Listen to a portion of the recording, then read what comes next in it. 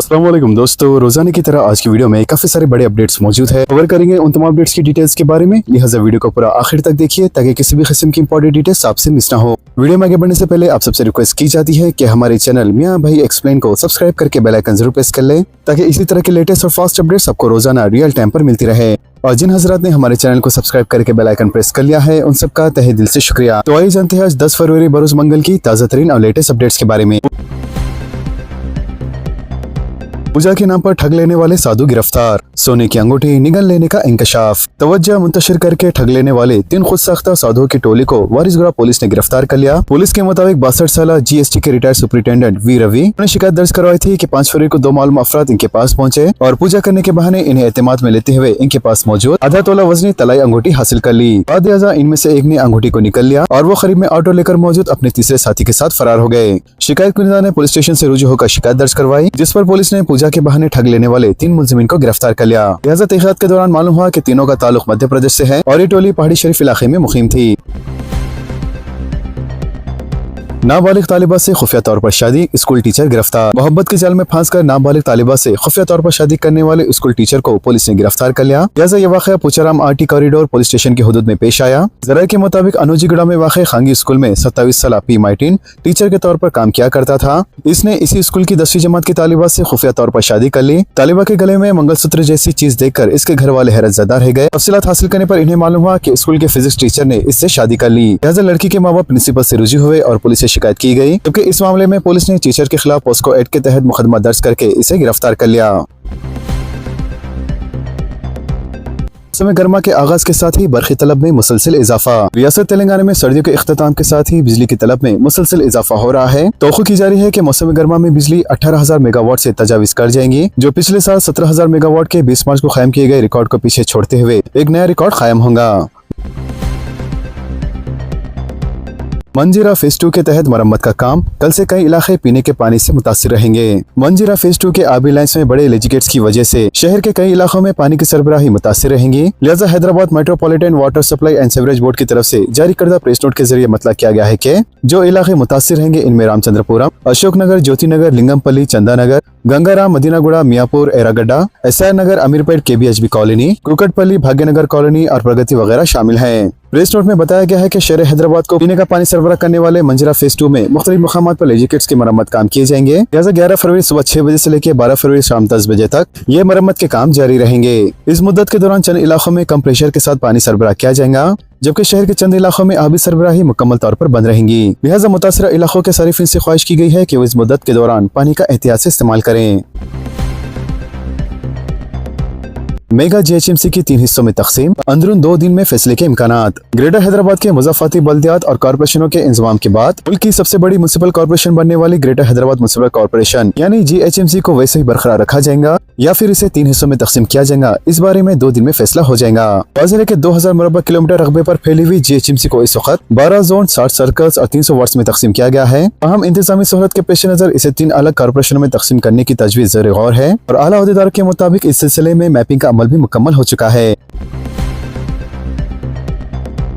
बल्दी इंतखाबात की मुहिम का इख्तिताम, कल पोलिंग, जुम्मे को नताइज। रियासत में बल्दी इंतखाबात की मुहिम का इख्तिताम कल पीर को शाम 5 बजे खत्म हो गया, जिसके बाद इलेक्शन कमीशन ने हर किस्म की इंतखाबी सरगर्मियों पर पाबंदी आयद कर दी है। कमीशन ने वाज़ेह किया है कि अब रैलियों, जलसों और जुलूसों की इजाजत नहीं रहेंगी। इसके अलावा TV के जरिए भी इंतखाबी तशहीर पर पाबंदी आयद की गई है। साथ ही सोशल मीडिया और मोबाइल फोन के जरिए मुहिम चलाने पर भी पाबंदी आयद की गई है। इलेक्शन कमीशन ने इंतबाह दिया है कि क़ायद की खिलाफ वर्जी करने वालों पर जुर्माने के साथ कैद की सजा भी हो सकती है, जबकि सियासी जमातों और उम्मीदवारों को हिदायत दी गई है कि वो ज़ाब्ते इखलाक की सख्ती से पाबंदी करें। वाज़ेह है कि 11 फरवरी को रियासत के 116 बल्दियात और 7 म्युनिसिपल कॉर्पोरेशन के लिए वोट डाले जाएंगे, जबकि 13 फरवरी को नताइज जारी किए जाएंगे। इसके अलावा 2996 वार्ड्स के लिए 8,203 पोलिंग मराकज़ कायम किए गए हैं, जबकि तकरीबन 12,993 उम्मीदवार इंतखाबी मैदान में हैं। साथ ही 52,43,000 राय दहिंदे हक़ राय दही से इस्तेफादा करेंगे और इंतखाबात के पुरअमन इनेकाद के लिए सख्त हिफाजती इक़दामात किए गए हैं। उस्मानिया हॉस्पिटल की मौजूदा नई इमारत के एतराफ बड़े पैमाने पर सड़कों की तामीर और तोसी का मंसूबा। गोशा महल पुलिस स्टेडियम में उस्मानिया जनरल हॉस्पिटल की नई इमारत की तामीर का काम तेजी से जारी है। लिहाजा ग्रेटर हैदराबाद म्युनिसिपल कॉर्पोरेशन ने अवाम बिलखुसूस मरीजों को हॉस्पिटल के लिए बआसानी रसानी को यकीनी बनाने के लिए एतराफ के इलाकों में तकरीबन 11 किलोमीटर सड़कों की तामीर और तोसी का मंसूबा बनाया है। वाज़ेह है कि गोशा महल और इसके एतराफ के इलाकों में रोजाना ट्रैफिक जाम के मसाइल से अवाम को दुश्वारियों का सामना है, जबकि हॉस्पिटल की तामीर के मंसूबे की खतियत देने के बाद चीफ मिनिस्टर रेवंत रेड्डी ने GHMC हुक्काम को हॉस्पिटल जाने वाली सड़कों की तोसी व तामीर की हिदायत दी है। वाज़ेह है कि GHMC ने 18 अप्रोच रोड्स की निशानदेही करते हुए रोड डेवलपमेंट प्लान तैयार किया है, जिसके तहत तकरीबन 11 किलोमीटर सड़क तामीर की जाएंगी। तमिलनाडु और आंध्र प्रदेश में बर्ड फ्लू, मुर्गियों की अमवात। तेलंगाना के बेशतर मुकामात पर बर्ड फ्लू की दहशत, वबा की इंसानों में मुंतकली का इम्कान। तमिलनाडु और आंध्र प्रदेश में बर्ड फ्लू के नतीजों में मुर्गियों की अमवात और इन्हें तल्फ करने का सिलसिला शुरू होने के साथ ही तेलंगाना के बेशतर मुकामात पर बर्ड फ्लू की दहशत में इजाफा होने लगा है। वाज़ेह है कि मुल्क भर में H5N1 वायरस की वबा की इत्तलात और चेन्नई में अचानक बड़ी तादाद में मुर्गियों के फौत होने की शिकायत के साथ ही पड़ोसी रियासत आंध्र प्रदेश में भी मुर्गियों की अमवात और इन्हें तल्फ किए जाने का सिलसिला शुरू हो चुका है।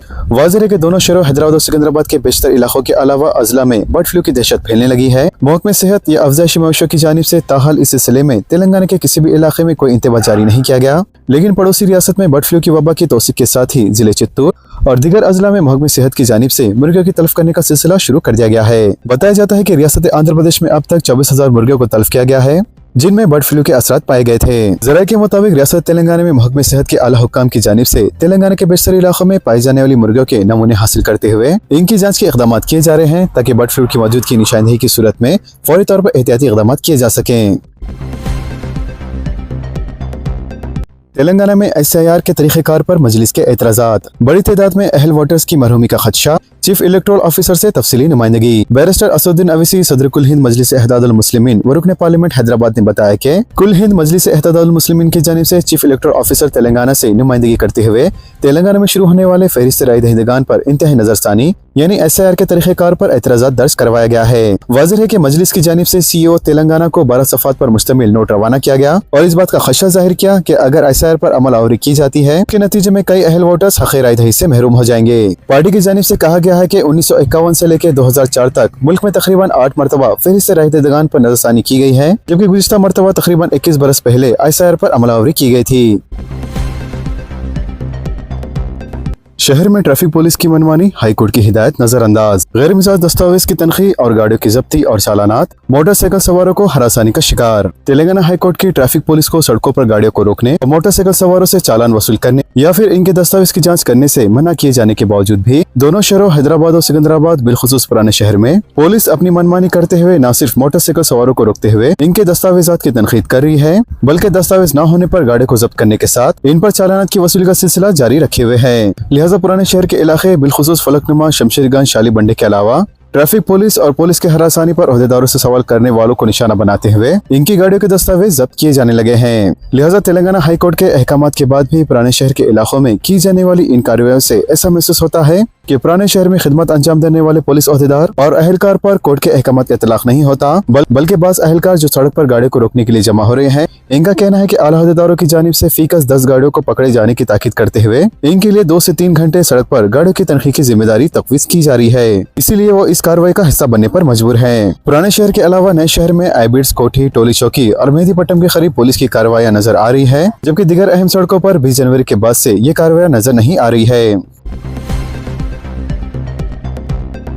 RTO के बगैर ड्राइविंग लाइसेंस, पते को अपडेट करें। पड़ोसी रियासतों और तेलंगाना के मुख्तलिफ अजला से हजारों की तादाद में लोग काम या बिजनेस के लिए हैदराबाद में मुकीम हैं। ताहम कई लोग इनके पुराने होम टाउन के पते के ड्राइविंग लाइसेंस को, जिनमें अक्सर बरसों पहले हासिल किए गए हैं, अभी भी इस्तेमाल कर रहे हैं। लिहाजा रीजनल ट्रांसपोर्ट अथॉरिटी यानी RTA के ओहदेदारों ने इंतबाह दिया है कि इन तफसीलात को अपडेट करने को नजरअंदाज करने से कई पेचीदगियों का सामना हो सकता है, बिलखुसूस लाइसेंस की तजदीद या तस्दीक के दौरान। मजीद इन्होंने कहा कि मौजूदा रिहायशी पते के साथ ड्राइविंग लाइसेंस एक अहम शनाख्ती दस्तावेज के तौर पर काम करता है। लिहाजा कागजी काम और सरकारी दफातर जाने को कम से कम करने के लिए रोड ट्रांसपोर्ट अथॉरिटी ने पते की तब्दीली के अमल को ऑनलाइन सर्विस के जरिए आसान बनाया है। लिहाजा ये सहूलत मरकजी हुकूमत के परिवहन पोर्टल यानी इनकी ऑफिशियल वेबसाइट परिवहन.gov.in पर दस्तयाब है, जिसमें दीगर रियासतों से आकर तेलंगाना में मुक़ीम अफराद के लिए सहूलत बख्श और आसान हल की पेशकश की जा रही है। लिहाजा इसमें दरख्वास्त गुजार को असल ड्राइविंग लाइसेंस के साथ दुरुस्त पते का सबूत, जिससे Aadhaar card, voter ID card, बरकी बिल, या फिर अपना गैस बिल दाखिल करना होगा। वाज़ेह है कि 40 साल से ज्यादा उम्र के अफराद को मेडिकल क्लियरेंस सर्टिफिकेट फॉर्म ए भी दाखिल करना होगा। लिहाजा ऑनलाइन दरख्वास्त की तकमील और RTO पर दस्तावेज की तस्दीक के बाद update smart card driving licence नए पते के साथ दरख्वास्त गुजार को डाक के जरिए रास्त तौर पर रवाना किया जाता है, जिसके जरिए मौजूदा ड्राइविंग लाइसेंस को अपडेट किए जाने के बाद इसे स्मार्ट कार्ड ड्राइविंग लाइसेंस के तौर पर रवाना किया जाएगा। 2000 रुपए के 90% नोट्स रिजर्व बैंक में जमा। रिजर्व बैंक ऑफ इंडिया यानी RBI ने आज एक अहम बयान जारी करते हुए कहा है कि 31 जनवरी 2026 तक 2000 रुपए के तकरीबन 98.42% करेंसी नोट्स रिजर्व बैंक में जमा किए जा सके हैं, जबकि 2000 के 5609 करोड़ के मालियाती के करेंसी के नोट्स अब भी मार्केट में गर्दिश कर रहे हैं। हालांकि इनका इस्तेमाल अब किसी भी लेन देन में नहीं होता, लेकिन इन करेंसी नोट्स की कदर अब भी मुसल्लिमा है और बैंक डिपॉजिट और दीगर छोटे मोटे लेन देन में इनका इस्तेमाल हुनूज़ कानून है।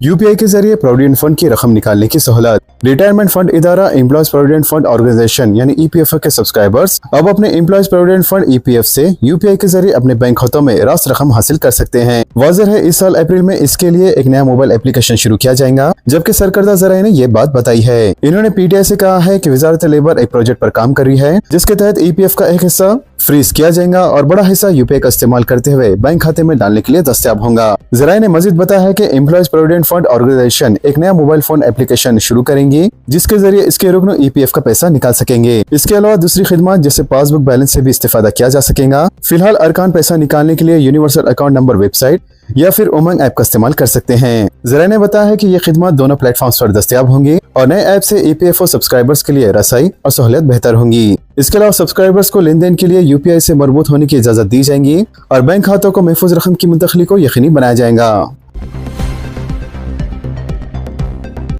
अमेरिका से 10% पकवान गैस खरीदने का मंसूबा। मरकजी वजीर पेट्रोलियम और कुदरती गैस हरदीप सिंह पुरी ने पीर को राज्यसभा में बताया कि हुकूमत मुल्क की तवानाई की जरूरत के लिए सरबराही को मुनासिब, काबिल एतमाद और मुनासिब लागत पर बरकरार रखने की पॉलिसी पर अमल पैरा है और हिंदुस्तान अपनी जरूरत के 10% रसोई गैस अमेरिका से खरीदेगा। लिहाजा पुरी ने ऐवान में वक्फे सवालत के दौरान अपनी वजारत से मुताल्लिक जमीनी सवालत के जवाब में ये भी बताया कि इस वक्त मुल्क में पेट्रोलियम की मजमू रिफाइनिंग सलाहियत 26 करोड़ टन है, जो आगे चलकर 40 करोड़ टन तक पहुँच जाएंगी। इन्होंने कहा कि हिंदुस्तान तेल की रिफाइनिंग के शोबे में दुनिया का चौथा बड़ा सलाहियत रखने वाला मुल्क बनकर मजीद मौजूद मुकाम हासिल करेगा।